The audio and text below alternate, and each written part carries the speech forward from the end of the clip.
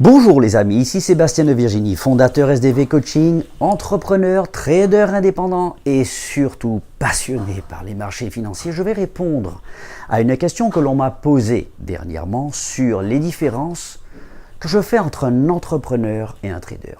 Eh bien, c'est une super question parce que si vous voulez, sur le fond, il n'y a pas tellement de différence. Entre un entrepreneur et un trader, leur objectif à tous les deux, c'est quoi? C'est de dégager un maximum de performance, donc un maximum de chiffre d'affaires, un maximum de marge brute, parce que c'est ça le plus important, et dégager un minimum de charges. Et bien, pour un trader, ces charges, c'est quoi? Eh bien, ce sont ses pertes. Son objectif, c'est de réaliser un maximum de gains, pas forcément en termes de nombre de trades, mais en termes de valeur absolue. C'est-à-dire que l'ensemble de ses gains doit être supérieur à l'ensemble de ses pertes. Et ces pertes, c'est l'équivalent des charges pour un entrepreneur. Un entrepreneur doit bien accepter de payer ses charges. Eh bien, un trader doit accepter de subir ses pertes. C'est exactement la même chose. Autre point commun. Vous avez sans doute déjà entendu parler de cette fameuse loi de Pareto, les 20-80. 20% des meilleures gammes d'un entrepreneur, d'un chef d'entreprise va représenter 80% de son chiffre d'affaires. Eh bien, pour un trader, 20% de ses meilleures journées vont représenter 80% de ses résultats. C'est la même chose. Et sur les marchés, 20%, c'est à peu près 4 à 5 journées, puisque dans un mois, il faut compter à peu près 20 jours. On est fermé les week-ends. Vous voyez la différence?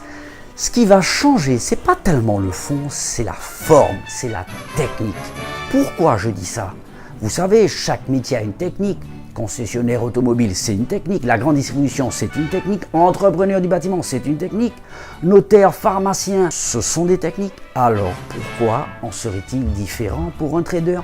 Quand on fait du trading, il faut connaître par cœur ces techniques. Il faut être concentré, il faut être focalisé. Et encore, ça représente seulement 5%. Le reste, c'est de la psychologie. 95% du métier d'un trader, c'est de la psychologie. Voilà la différence. Globalement, il y a tellement d'autres choses à dire sur la bourse et le trading, mais j'aurai l'occasion de revenir dessus d'ici les prochaines années.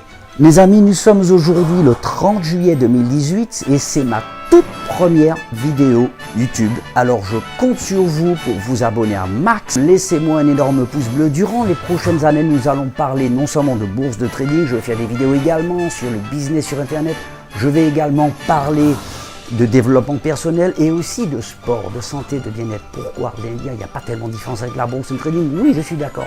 Mais quel que soit le métier dans lequel vous opérez, il va falloir avoir un maximum d'énergie pour pouvoir dégager un maximum de résultats. Voilà, c'est tout les amis. Je compte sur vous pour partager cette vidéo et inspirer les autres autour de vous également. À bientôt.